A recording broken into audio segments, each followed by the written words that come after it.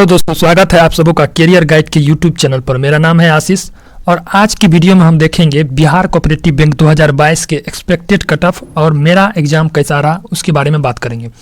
तो चैनल को अभी तक जिन्होंने सब्सक्राइब नहीं किया है वो सब्सक्राइब कर लीजिए ताकि आने वाली जितने भी वीडियो की नोटिफिकेशन है और आप तक आसानी से पहुंच जाए। और हमारे टेलीग्राम चैनल भी है जो बिहार कोऑपरेटिव बैंक के रिगार्डिंग है, जिनका जो लिंक जो है डिस्क्रिप्शन में दे दिया गया है। और फेसबुक ग्रुप भी है जहाँ पर आपको डेली बेसिस पर टारगेट मिलेगा, क्विज प्रोवाइड करते हैं हम लोग, वहाँ भी आप जुड़ सकते हैं, जिसका लिंक जो है डिस्क्रिप्शन में आपको मिल जाएगा। तो बात करते हैं कि आज जो है मेरा फर्स्ट शिफ्ट था जो 8 बजे से रिपोर्टिंग टाइम था, जिसमें परीक्षा का लेवल मेरे अकॉर्डिंग ईजी रहा था compare to other banking exam like IBPS, RRB, IBPS PO, IBPS clerk. इसके कंपेयर में शिफ्ट जो था ईजी था। तो मैं बात करूं अगर मैथ के बारे में, मैथ में किस टाइप के क्वेश्चन आए हुए थे और कितना आया हुआ था नंबर।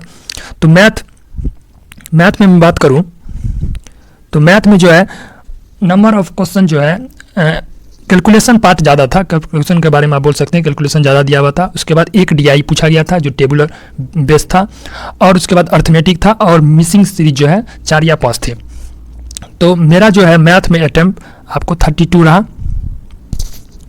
फिर मैं बात करूं रीजनिंग सेक्शन की। रीजनिंग सेक्शन में 2 पजल पूछे गए थे, एक जो है डे बेस पे था और सेकंड जो था मतलब इनसाइड आउटसाइड टाइप के 2 पजल पूछे गए थे। और बाकी जो मिसलेनियस था जिसमें सेलुलोज, डायरेक्शन बेस और ब्लड रिलेशन और इस टाइप के क्वेश्चन पूछे गए थे। तो रीजनिंग में मेरा अटेम्प्ट 34 था।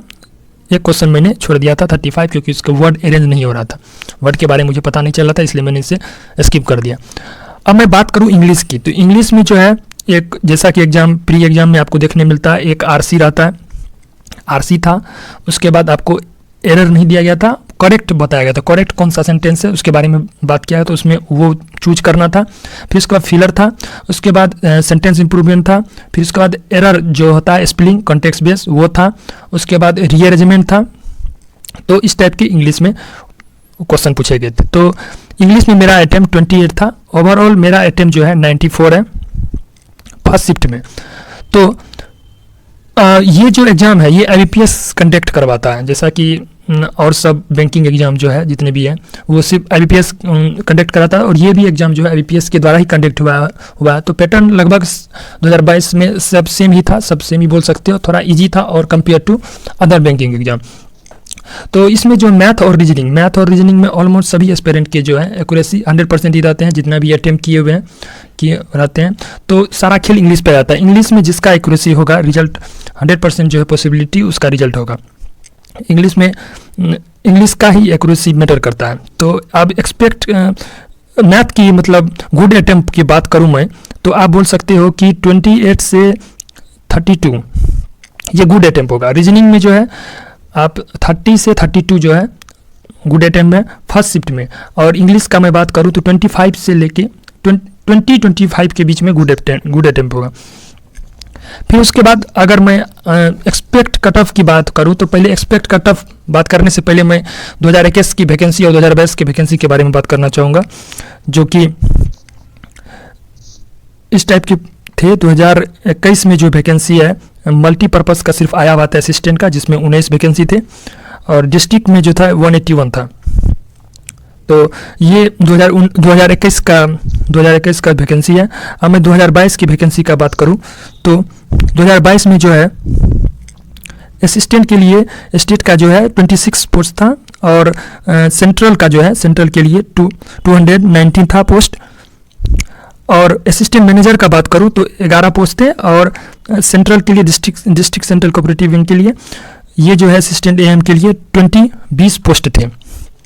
अब मैं कट ऑफ का बात करूं तो 2021 में क्या कट ऑफ रहा था, जैसा कि आपको मैंने बताया कि 2021 में असिस्टेंट मैनेजर का पोस्ट नहीं आया हुआ था, तो क्लर्क का ही असिस्टेंट मल्टीपर्पज़ का ही आया हुआ था। तो जिसके अकॉर्डिंग जो है EWS और जनरल का जो इंग्लिश में कट ऑफ रहा था वो 11.25 थे, और रीजनिंग में जो है 11.75 थे, और मैथ में जो है क्वांट में जो है 14.25 थे।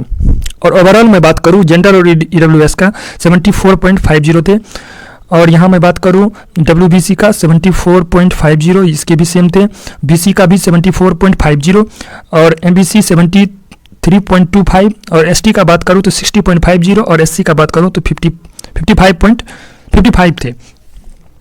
तो अब मैं एक्सपेक्ट कट ऑफ का बात करूं कि असिस्टेंट का जो है कितना रह सकता है मल्टीपर्पज़ का, तो इसका मल्टीपर्पज़ का जो है कट ऑफ 74 to 78 मेरे अकॉर्डिंग हो सकते हैं, और असिस्टेंट मैनेजर के लिए 67 से 72 के बीच रह सकते हैं। तो आप अगर आपको पता करना है कि कितने कैंडिडेट अपीयर हुए हैं मल्टीपर्पज़ में और असिस्टेंट मैनेजर में, तो मैंने कस्टमर का नंबर दे दिया है, वहाँ जाके आप कॉल करके पता कर सकते हैं कि कितने अपीयर हुए थे।